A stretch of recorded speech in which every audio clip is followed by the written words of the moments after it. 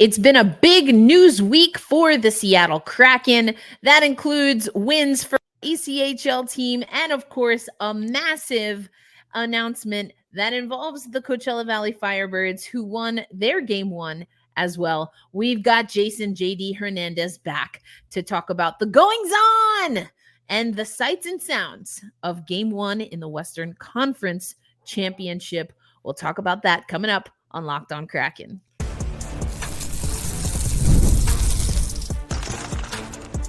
You are Locked On Kraken, your daily podcast on the Seattle Kraken, part of the Locked On Podcast Network, your team every day.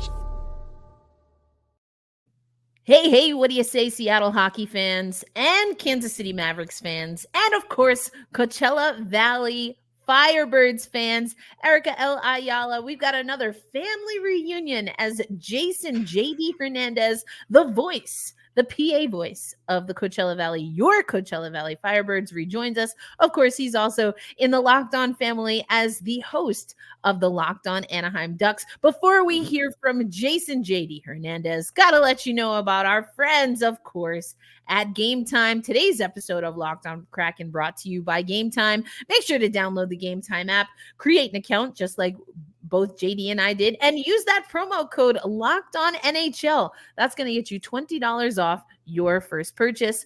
Terms do apply. I like it. I dig it. I love it. And more reason for Firebirds fans to get on the Game Time app, as they are playing in the Western Conference Finals right now. Already took home game one, but the big news, there it is. We're gonna get the prices from JD a little bit later. But the big news, of course, JD, is that maybe a little compartmentalization, especially for Disco Dan Bylsma and the Coachella Valley Firebirds, as it was announced officially this week that Disco Dan Bylsma will be the second ever head coach in Seattle Kraken history. Now, we got the announcement of an announcement and then the official announcement. But JD, now that everything's the cat's out of the bag, or Disco Dan flying the coop to come to the Pacific Northwest, tell me what were the murmurs ahead of the big news, and how are Firebirds fans feeling right about now?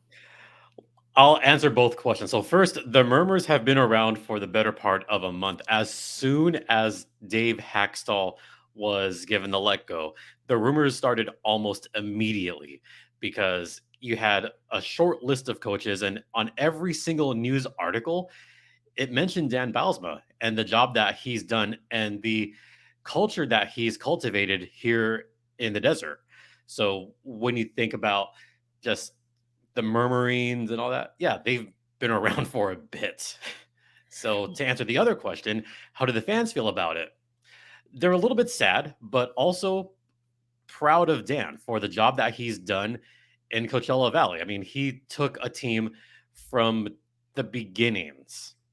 And it's really not just the past 2 years, but the past 3 years, because Dan Bylsma was part of that staff in Charlotte when he had some of the players with the Charlotte Checkers before the Firebirds. And for Dan Bylsma to really work around his star players has been nothing but a joy. So the fans are a little bit sad, but also a little bit hopeful, because I know there's going to be another question later about future coaches, but they're hopeful. They are very hopeful. And there's a sense among some fans that I've read online or heard from fans at the arena, maybe they got this announcement out to try to spark the boys, knowing that this is going to be the last ride. And kind of ironically, on TV yesterday on ESPN, and they put this on the screens down in the green room, they were playing The Last Dance. I'm like, what are we doing here? What are we trying to say? Like, we're all watching The Last Dance instead of PWHL finals? Like, is there something, is there a meaning to this? Is this the last dance for Disco Dan? It turns out yes. Indeed it is. I can only imagine it's bittersweet for Firebirds fans. There's so much that we have to talk about, but I want to just stick with Dan here for a little bit before we get into some of the other coaches that he named in the press conference. But to your point, Dan has a lot of respect from his players, obviously throughout the organization. Locked On Kraken fans know that we speak to Tad O'Had, who's the general manager and head coach of the Kansas City Mavericks, who will have their game one of the first ever Kelly Cup finals for the Mavericks. So we'll be covering that here on Locked On Kraken as well. But, Tad was not only thrilled for Dan, but also almost irate on his behalf that Bylsma had not been given consideration to some vacancies throughout the NHL a little bit sooner. And so I don't know whether that's the chip on Dan's shoulder, but he made it very clear that he is ready for his next foray as a head coach in the National Hockey League. He talked a lot about the growth that he personally went through. He talked a lot about he would not resign to having any regrets or wishing that his path had gone a little bit differently. He really people will say this, right, JD, like, oh, everything that I did before has brought me to this point, but for Dan, as opposed to maybe another coach prospect that we'll talk about, or even Tad for that matter, it was not a linear path. It was a path that, in some people's estimation, included demotions, demerits. He had a situation where a general manager was let go and he was in limbo. And then that GM decided to let him go, as was the case in Pittsburgh. Yeah, but that wasn't his fault. Right. No, it's not. And again, those are all things that they become a part of your record, even to your point, if they're quote unquote not your fault. That's the business of hockey. And it just seems like Dan has taken all of that on the chin. Even when he got, let's go back, because even when he got the Checkers job and officially took over for the Firebirds, those are some of the things that he said. He knew that he wanted the Coachella job. He knew he wanted it. And that's why he took the role that he did when we were co-parenting with the Florida Panthers, as I like to say. That head coaching role wasn't available for Ron to give.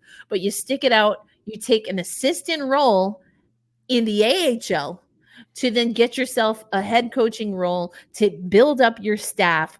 And it seems like that's a staff that Dan has a lot of confidence and faith in. He also spoke after game one, which we'll talk about coming up, JD, but he talked about the break and a few ways. But for this segment, I want to talk about the break kind of being fortuitous in this moment, because it gave him time to speak to Seattle, including about some potential assistant coaches that he'd like to come with him. Because, of course, when Haxtell left, so did Paul McFarland, who ran the power play. And so, JD, you and I talked about this before, but I'm just going to ask the question that we all want the answer to as we wrap up this first segment. What happens with Bickle and Campbell? They are amongst the top of the list of possible assistant coaches to join Dan Bylsma. So to kind of slightly go back, these were assistant coaches that were handpicked by Dan Bylsma to join him in Coachella Valley. Like, he wanted Stu, he wanted Jess. Those were the assistant coaches that he wanted. And I bet you $1 million that he's going to lobby hard for one or both of those to take over assistant roles in Seattle. And since we're on this topic, to go back to present day, if both of those coaches or assistants go up to Seattle, that's going to leave a big hole. If none or one of those coaches goes up to Seattle, then that's going to open a path wide open for one of those to be the new head coach for the Firebirds, which I know you're going to ask this question next, so I may as well answer it for you. I think Jess is on a high list to be a full-time assistant coach in the National Hockey League. But if that doesn't happen, I'm sure she'd be thrilled to move up anyway, either as an assistant or as a head coach for the Firebirds. Either one of those promotions would be groundbreaking, right? Yes, indeed. So to talk about Jessica Campbell, and we've talked about this on Locked on Kraken, and make sure you check out cbssports.com because I actually wrote about this over at CBS Sports. But in my article and in the conversations I've been having on Locked on Kraken, JD, I know you know this, but for our larger audience, Jessica Campbell has already made history Yeah. as a woman coaching in men's hockey. She also has ties to the PWHL, not just because she has played with and against some of those elite level athletes, but she helped scout for the Ottawa team and had great things to say there. But Jessica Campbell has already been the first woman to be an assistant coach on the team Germany. So she has experience with, of course, Philip Grubauer, to name a few players. She was the first woman bench boss also in a German pro league. She has been a power skating coach, which I think is huge, especially for what I think the Seattle Kraken could work on. Look at the speed the Firebirds have. There you go. Exactly. So she's been a power skating coach, including for the a few, as I mentioned, PWHL players, a few NHL players, and then of course she became the first full-time woman to coach in the American Hockey League. Technically, she became the second bench boss in the NHL. However, we put an asterisk and a caveat next to her name because although Corey Chevry did it a day earlier, I don't even think a full 24 hours earlier, Jessica Campbell, who was already, of course, on the Coachella Valley Firebirds coaching staff, is a full-time and was a full-time staffer when she was a bench boss, and then spoke to us at media. I was actually at that preseason game against Calgary, which is ironically where Jessica played in the CWHL. She played for the Calgary Inferno. So she's got a huge resume. The respect, it's unfaltering respect. Her record stands on its own. And so, yes, whether she comes with Disco Dan to the Seattle Kraken, which he has already lobbied and said that Jessica Campbell and Stu Bickle have been a part of those conversations that he had in that stretch of time that the Firebirds had off. He's already said that. If she were to stay in Coachella Valley, I think, as you have already said, that she has a chance to take over the helm there. And you and I had this conversation on our last family reunion, more so as an aside. Yeah, more so as an aside. But I could see either being very plausible and not because the Seattle Kraken want to make history. Although, if I'm being honest, I'm sure there are people throughout both organizations that understand, appreciate, and would likely kind of parlay that storyline. But the point is, Jessica Campbell is a respected coach. And to your point, this would not be a token hire by any means. No. Her resume stands on its own. You could put her resume up with any other assistant coach or head coach in the AHL. That stands on its own. So I think even if she was the head coach, and I personally would love to see Campbell as the head coach, the next head coach for the Firebirds, I feel the team wouldn't miss a beat and they would just keep on keeping on. Yeah. And that's where it becomes interesting, whether Stu and or Campbell or Stu and Jessica leave or whether both stay. But I guess the hardest position for the Firebirds to be in is if they both leave. And I would imagine that the Firebirds and the Kraken don't want to lose either one of them, and certainly not both of them outright. So I do think that Bylsma is going to do everything that he can to bring up at least one of his assistant coaches. And if I had to guess, I think what the smart move is, JD, is to have conversations with both of them, get a gauge for what their future aspirations are. Like, truly, what are their goals that they have beyond whatever time they have left with the Kraken organization and its affiliate, and then see if it's a good fit with where the organization sees moving forward. Because I think you can have that conversation and say, listen, right now is not the time to have you in the NHL, or or right now is not the time to have you as an AHL head coach, but let's keep the conversation open. This is what we want to work on. This is, what we'd Yeah. like to have conversation and have you contribute with, and then go from there. So that's my hope for All of both of that them. plays into it. Yeah. That being said, I will conclude this segment with this. They're not talking about that a whole lot right now. No. Because even on his press conference, even the press conference in Seattle, even last night, Disco's focus is He's on winning the focused. Calder Cup. He got emotional talking about it. If I had a dollar for the amount of times I've heard the phrase unfinished business, I would be rich. Yeah. Disco wants this. He even said so, like, he desperately wants to win a Calder Cup for Coachella Valley. Yep. That's where his focus is right now. Agreed. And we're going to get into that as we talk about game 1. And you, of course, had a front row seat to that. So we'll talk about that coming up here on Locked On Kraken. Today's episode is brought to you by our friends at Game Time. JD already showed you he's got the app on his phone. I certainly do. And every time I'm in Seattle, or really most times that I'm out of town, I'm always pulling up the Game Time app, JD, because I know I can get last minute deals at the lowest prices guaranteed, whether I'm going to take in an M's game, whether I want to see one of my favorite bands, Little Dragon, at the Neptune in Seattle.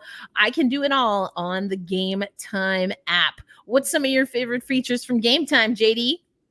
I love the all-in pricing. I love that you can just get 2 clicks and bada boom, bada bing, you've got your tickets. And by the way, Coachella Valley Firebirds, $23 for tomorrow. So look at that's that. worth checking out.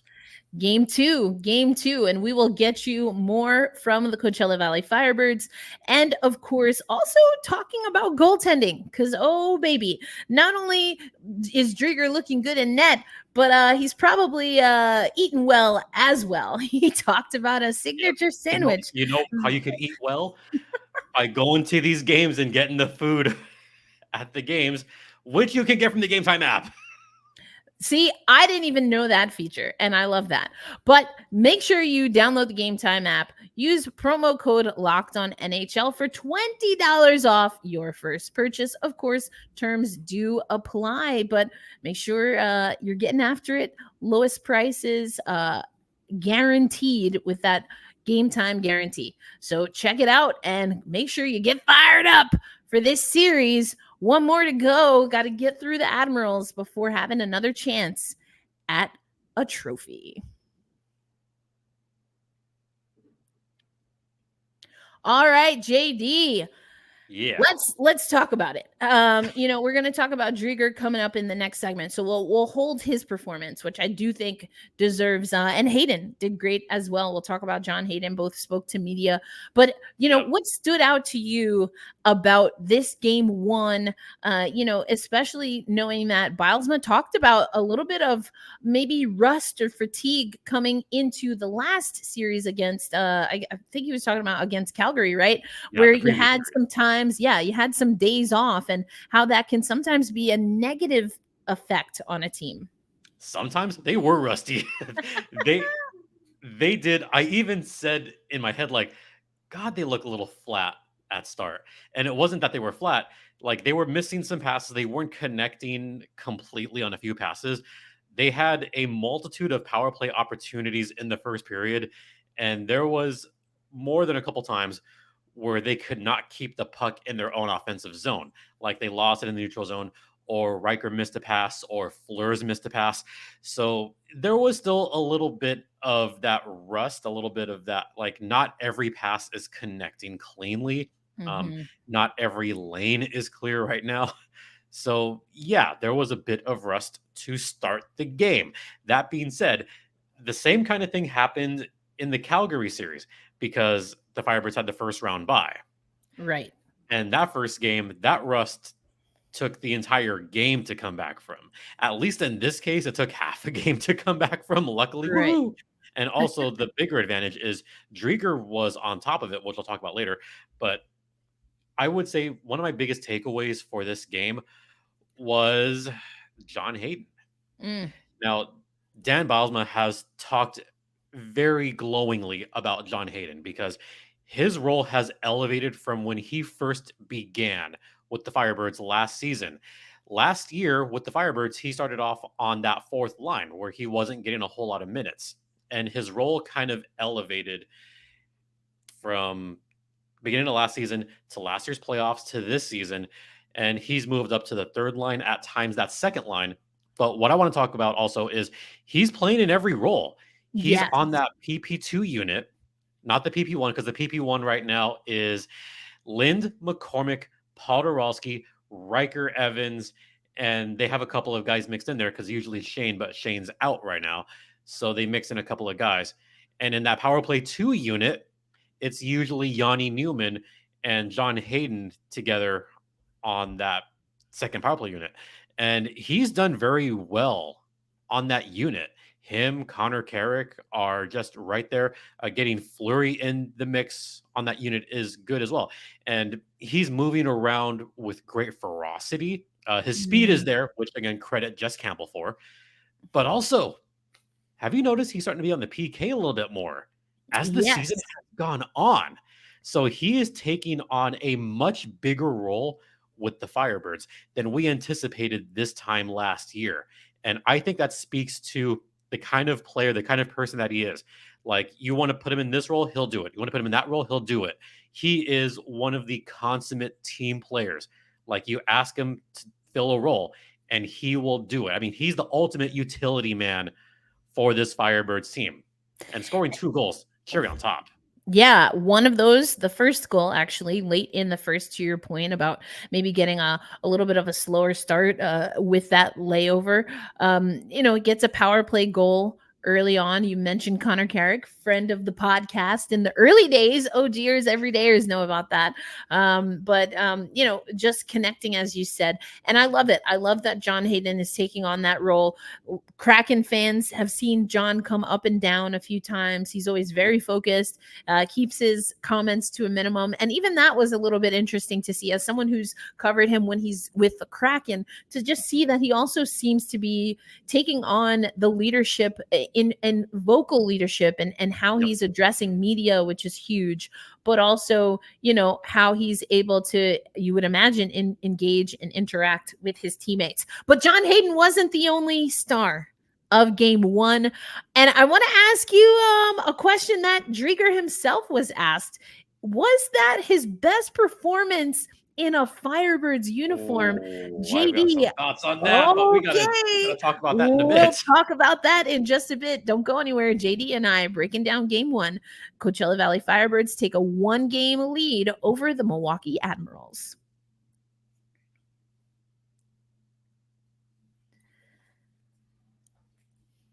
And thanks as always for joining us here on Locked On Kraken, or the greater Locked On NHL network, part of the Locked On Podcast Network, where we bring you your favorite team every single day. Jason JD Hernandez is with us here for this family reunion. But don't forget, you can also catch him breaking things down on Locked On Anaheim Ducks. Make sure you check that out. But for the purposes of Locked On Kraken, where I am your host, Erica L. Ayala, we have Jason JD Hernandez here because he is the voice of the Coachella Valley Firebirds as their PA announcer. I'm gonna do it once for all the fans up in Seattle. Go.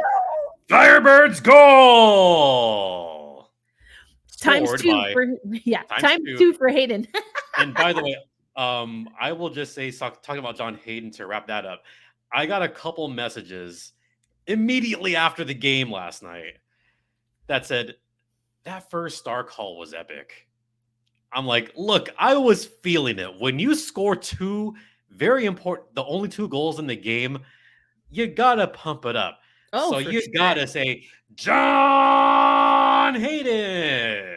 I love it. As long as I did last night, but if you rewatch, I go like a full 10 seconds. It was epic. That's right. And we'll talk about how you can watch your Coachella Valley Firebirds and all that jazz. But as you mentioned, the final was 2-1. Now the power play, this 2-1, yes, 2-1 in favor of the Coachella Valley Firebirds. Now the power play, as I mentioned, just the one that was Hayden, but out of 6 chances. Now, this is something that for both the Firebirds and the Kansas City Mavericks, we've been talking about a little bit on Locked On Kraken. Does this concern you? This was a very choppy game. 6 opportunities for the Firebirds, 5 for the Milwaukee Admirals, but only 1 goal between them. It would concern me if it was a 3-day layoff or a 4-day layoff. Because it was much longer than that, I attribute that to rust. Because most of those power play opportunities came in the first period. If you notice, like there was a penalty, in the first minute of the game. I'm reading the copy, like, okay, Schaefer, 20 seconds in. That's 20 seconds. And I could see some folk kind of chuckling, like, really, 20 seconds? Like, yeah, 20 seconds in. Yeah, they're not prepared for that because they have their top line out to start. And like, oh, we have to kind of change it up. So let's put that other line in to start. And the lines were a little bit weird the first few minutes of the game just because of that very quick power play. So I'm not concerned because those first 4 opportunities, that there was some rust there. As you mentioned, first 4 opportunities came in the first period, the first coming 20 seconds in and then you had Studenich and Weatherby in the box together.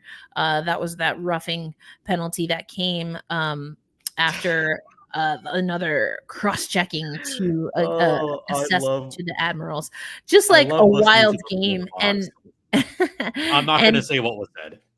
Well, the teams were asked a little bit about the choppiness, and to your point, especially coming off of several days of a break, that's kind of tough. But they weathered the storm, and arguably, at least one reporter thinks that this might have been Chris Driedger's best goalie performance. Before we get your opinion there, let's just talk about what we saw. Now, the Firebirds were outshot by Milwaukee 38-30. Pretty even peppering, if you will. 12 shots in the first and second frame for Milwaukee, 14 in the third. I wouldn't say, for period, I wouldn't say that the Firebirds were overwhelmingly outshot. And again, eight shots is, I will say most of those Milwaukee shots came in the last 3 to 4 minutes when they played desperate hockey. And a lot of those came when they pulled their goalie.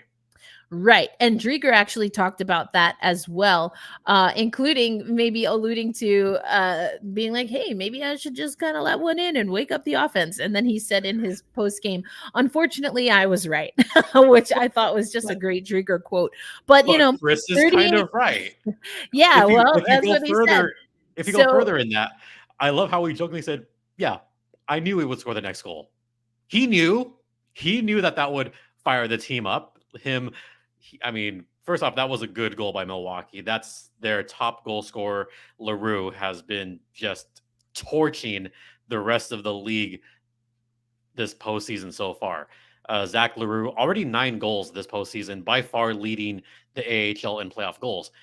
So that one, I'll give that one. That was a good goal. All right. But Driedger, as soon as he let one go, was it a good performance from Driedger? Pushed aside 37 of 38 shots and was asked, is that the best game that he's ever played in a Firebirds uniform? You certainly would know something about that. What are your thoughts? You want my honest opinion on that? Heck yeah. Honest opinion? I think that... Okay.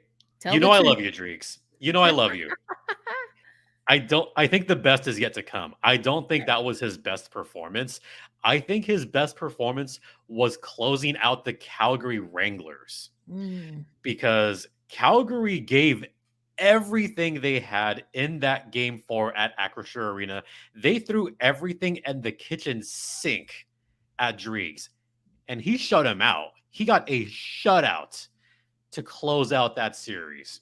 That's pretty boss. I think that was his best game of the postseason so far, not just because of the shutout, but because of the poise he had, because of the attitude around the team, like the way he was getting those saves.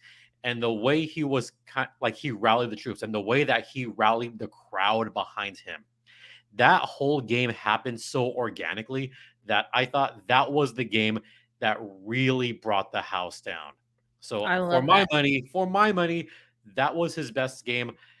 And maybe his second best game, I would say, is the closer. No, you know what? No, the second game against the Ontario Reign, because also at Acrisure Arena, when the chance really started to happen, because Ontario threw everything towards the end of that game, and he was good. But if I'm gonna be like honest, like my opinion, last night was the second best game. The closer against Calgary was his best game, but this one's up there. This is among his best. Well, you love that he's playing either way some of his best hockey in the postseason. This is a Chris Driedger, and we talked about this. I believe it was on AHL.com. They had a really great feature on Chris Driedger, just his approach and how he's bringing some of that veteran leadership to the Coachella Valley Firebirds. You know, he was with the Firebirds in a very different role last year, if you remember. Now, around this time, he was, for all intents and purposes, available, but he was playing behind a red hot Joey Daccord. And we kind of talked about Joey, which have turned into Driedger. You love it. And I know on our last family reunion, we talked about Driedger versus Daccord, and not necessarily pitting them against each other, like stat line for stat line, but what kind of Firebirds team is this, and how much of what they are doing or did in net impacts the team. So if you haven't listened to that, check it out. But JD, we know we got to get you on the road because you've got some PA responsibilities. You're such a personality in Coachella Valley that we're so grateful when you give us some time. But speaking of celebrity, this is a Firebirds fan base that is really learning to fall in love with hockey through this team, and that includes some pop culture, or in this case, some delicatessen crossover. What can you tell me about the Driedger sandwich? I haven't tried it yet. So the reason I didn't get it yesterday was because I found out that we had churros last night. So no, the fans behind me kept pointing like, can I have one of the? No, you cannot have any of my churros. You cannot have my churros. The Acrisure Arena churros are like the stuff of legend, the stuff of lore. They're amazing. So that's why I didn't have the sandwich yesterday. I might try to get it. Well, I'm not going to have time today, but I will try it tomorrow, and I'll report back on the Driedger sandwich. So I will report back, okay? All right. Here's what I know about it. Yeah. Because I have thoughts on this. So it is at a fairly new restaurant that apparently is really good that I kind of need to try. And here's what is in the Driedger. Now, don't let the price tag kill you there. It is $25. It is a little expensive to some people, but it is at Baby's Marsh, which is in Indian Wells. So for those fans that are not familiar with the area, so it's the same exit as Acrisure Arena, but instead of going north and turn left, you turn right and go south. And look up Baby's Marsh. And the special of the week available until tomorrow, so until Friday, so get it either Thursday or Friday, the Driedger has Australian Wagyu pastrami, Canadian caramelized onions, smoked chipotle maple syrup, sauerkraut, which goes back to his German roots. It looks really, really delicious. I'm not gonna lie. Good. He says it's good. I'm sorry, but that looks yummy. That looks hella good. And I'm only mad that there's like no way of me getting one of those. I love a good sandwich. I love sandwiches. I'll finish with this. So the very tail end of the press conference, of course, he was going to get asked, okay, so what do you think about the sandwich? He went on like a long tangent. This is why you love Driedger. He went on a tangent about it. I wouldn't even say it was a tangent because it was very coherent. He had multiple thoughts. It's food. It's food. Yeah. Well, he talked about the Wagyu and like he knew what he wanted. And he was like, I don't know how they got that all together. He's like, I wanted to have the Canadian, don't be shy, not only by the price tag, but the maple syrup. He talked about that. I thought that was hilarious. I love Wagyu. this. Wagyu. Yes. It's gonna carry that price tag when you have the highest quality pastrami out there. Oh, I love it. But I yeah, love so it. actually, it was Andrew Podorowski that Yes. introduced Driedger to that God, restaurant. I love it. And Chef Justin messaged Drees and said, "Hey, do you want to do a collab on a sandwich?" He's like, "Yeah, I'm game. Let's Let's go." do it. Yeah. Now I Driedger love has it. tried it. Apparently, he loves it. He loves Also, it. little insider. Podorowski has introduced this restaurant to the entire team, so there could be future collaborations. Here's hoping. If the Firebirds get to the finals, there could be a future collaboration with a different player on Oh. that restaurant. So Oh. something worth checking out. Oh, well, we're going to have to get your report back. We'll put that up on YouTube Shorts and social media at the least. But we definitely want the family reunion, the review. So let us know if the Dreegs is any good. Sounds delicious. But Yep. Jason To JD quote Hernandez. Oh, go to ahead. quote a certain Minnesota Timberwolves player, bring you know what out here. Oh my gosh. Well, Jason JD Hernandez, we're going to let you hit the road. Get back to some Firebirds business. Send our love to everyone out there. We'll be watching. As a matter of fact, for those who do want to watch, what should we be doing to keep up with our AHL Coachella Valley Firebirds?